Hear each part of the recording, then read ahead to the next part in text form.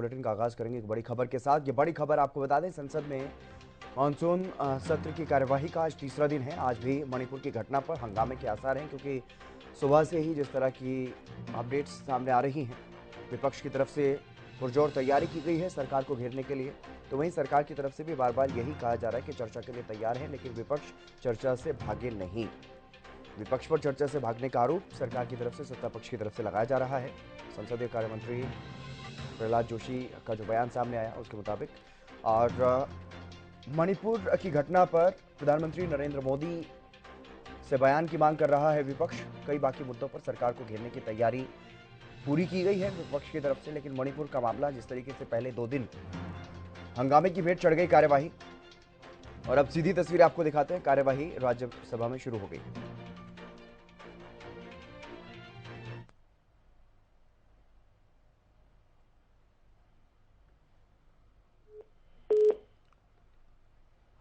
एक छोटी सी बात रखने का कोशिश कर रहे हैं। शुरू के दिन से ही हम ये बोलते आ रहे हैं कि आज मणिपुर की हालात देखते हुए प्राइम मिनिस्टर सदन में आके एक सुमोटो स्टेटमेंट डाली है। जय बांग्ला, जय माँ माटी मानुष, जय।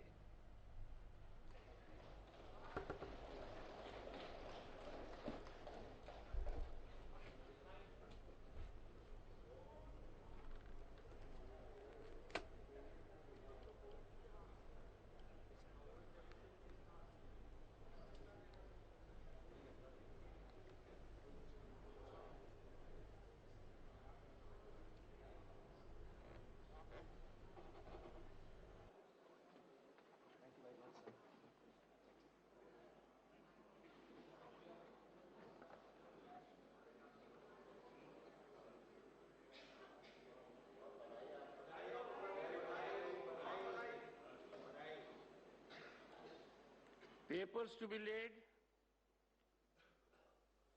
on the table. Shri Kaushal Kishore.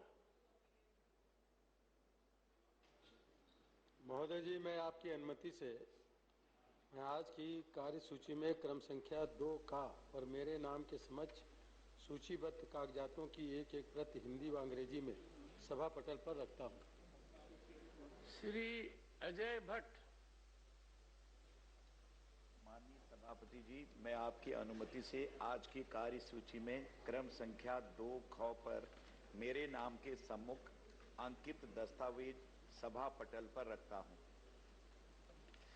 Message जो चर्चा होनी चाहिए उसके प्रति प्रतिपक्ष गंभीर नहीं। नीचे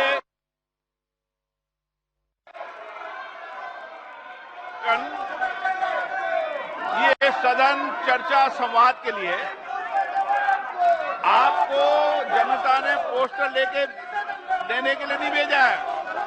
मैं चर्चा कराने के लिए तैयार हूं।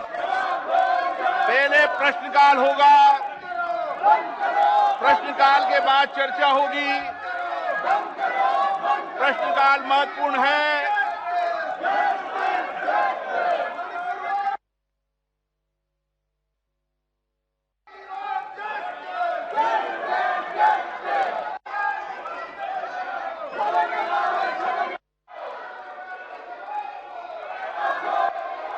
आप चर्चा करना चाहते हैं? चर्चा नहीं करना चाहते? आपके नेता ने कहा चर्चा के लिए, सरकार ने कहा चर्चा को तैयार है। नो, नारेबाजी से कोई समस्या का समाधान नहीं निकलेगा। आप जिनके साथ न्याय करना चाहते हैं, चर्चा करें, संवाद करें, अच्छे सुझाव दें। सरकार उस सुझावों के आधार पर काम करेगी। सारा सदन सामूहिकता के साथ मिलकर चर्चा और संवाद से जो समस्या का समाधान होगा, सरकार उस पर लागू करेगी।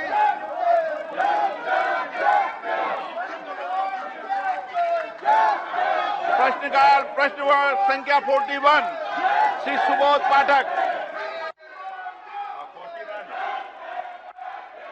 41 क्या पर्यावरण पर्यावरण, वन और जलवायु परिवर्तन मंत्री यह बताने की कृपा करेंगे क्या केंद्र और राज्य सरकारों की परियोजनाएं पर्यावरणीय स्वीकृति के अभाव में विभिन्न राज्यों और संघ राज्य क्षेत्रों के पास लंबित हैं? यदि हाँ, तो तत्संबंधी राज्यवार ब्यौरा क्या है? उत्तर प्रदेश और बिहार की उन परियोजनाओं का ब्यौरा क्या है जो मंत्रालय के विचाराधीन है और इनकी वर्तमान स्थिति क्या है और मंत्रालय द्वारा इस संबंध में कब तक निर्णय लिए जाने की संभावना है? धन्यवाद। माननीय अध्यक्ष महोदय, कुल मिलाकर के 153 परियोजनाएं लंबित हैं और उत्तर प्रदेश और बिहार के बारे में जो माननीय सदस्यों ने पूछा है उसका भी उत्तर इस विस्तार के साथ लिखित में दिया गया है।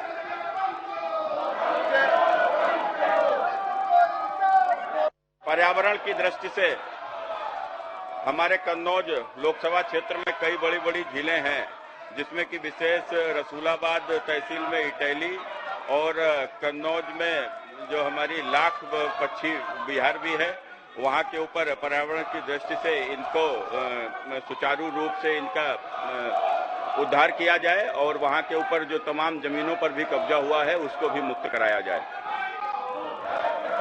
माननीय अध्यक्ष महोदय, जो प्रश्न अभी माननीय सदस्य महोदय ने पूछा है वो एनवायरमेंट क्लियरेंस से रिलेटेड नहीं है, वो झीलों से रिलेटेड है, लेकिन अगर वो मेरे संज्ञान में विषय लाएंगे तो निश्चित रूप से उसके ऊपर हम कार्रवाई करेंगे। श्री खगेन मोर्गे। सर, केंद्र सरकार ने राज्य और संघ सरकारों द्वारा प्रस्तावित 153 प्रस्ताव में से कितने प्रस्ताव स्वीकार किए तथा क्या कार्रवाई की गई है और देश में पर्यावरण को क्षति पहुंचाने वाले फैक्ट्रियों और कंपनियों पर क्या कोई कठोर कार्रवाई की गई? यदि हाँ, तो ब्यौरा क्या है? धन्यवाद सर। माननीय अध्यक्ष महोदय, जो ब्यौरा माननीय सदस्य ने पूछा है वो लिखित में एनेक्सर 1 के रूप में लगाया गया, जिसमें राज्य अनुसार कुल 153 परियोजनाएं इस समय हमारे मंत्रालय में लंबित हैं, वो पूरी तरीके से यहाँ पर रखी गई है। प्रश्न संख्या 42 श्री गुमान सिंह डामोर। प्रश्न संख्या 42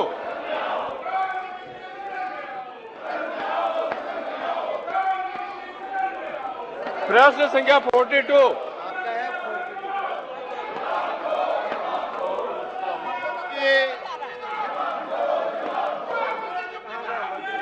माननीय जनजातीय मंत्री जी। उत्तर सभा पटल पर रख दिया गया है, माननीय सदस्य को उत्तर दे दिया। मैं माननीय अध्यक्ष महोदय, आपके माध्यम से जनजाति मंत्रालय को धन्यवाद देना चाहता हूं कि बहुत अच्छा जवाब दिया है और उसमें मैंने जो पूछी थी सब बातें इसमें सम्मिलित है। मैं आपके माध्यम से माननीय मंत्री जी से एक प्रश्न पूछना चाहता हूं कि जिस प्रकार से जनजाति क्षेत्रों में निजी संस्थाएं धर्मांतरण का काम करती है और जनजाति संस्कृति को नष्ट करती है, तो क्या सरकार तो प्रयास कर ही रही है, परंतु इस क्षेत्र में निजी संस्थाओं का सहयोग लेकर के धर्मांतरण को रोका जा सकता है, जनजाति संस्कृति का संरक्षण किया जा सकता है? ये मैं आपके माध्यम से जानना चाहता हूं। अध्यक्ष महोदय, माननीय सदस्य को विस्तृत ढंग से उत्तर दे दिया गया, लेकिन जो चिंता माननीय सदस्य ने जाहिर किया है, जैसे मैंने उत्तर में ही इस बात का उल्लेख करते हुए कहा है कि जो जनजातीय एवं जनजातीय क्षेत्र है उसके जो विशेष प्रावधान है, उस संबंध में राज्य में जनजातीय सलाहकार परिषद है, जिसके माध्यम से ऐसे विषयों पर चर्चा करने के लिए संवैधानिक अधिकार प्राप्त है। राज्यों को इन सारे मामले पर गंभीरता से विचार करते हुए ये ध्यान में रखना चाहिए कि उनकी संस्कृति परंपराएं बनी रहें। अध्यक्ष महोदय, मैं आपके माध्यम से पूरक प्रश्न यह पूछना चाहता हूं कि क्या जनजाति खबर आपको बता दें, राज्यसभा की कार्यवाही को स्थगित कर दिया गया है। राज्यसभा की कार्यवाही फिलहाल स्थगित कर दी गई है। ये बड़ी खबर आपको बता रहे हैं। लोकसभा में भी काफी हंगामा चल रहा है मणिपुर को लेकर के, तो वहीं राज्यसभा की कार्यवाही को स्थगित कर दिया गया है। महज 10 मिनट से भी कम की कार्यवाही चल पाई राज्यसभा में और राज्यसभा की कार्यवाही को स्थगित करना पड़ा।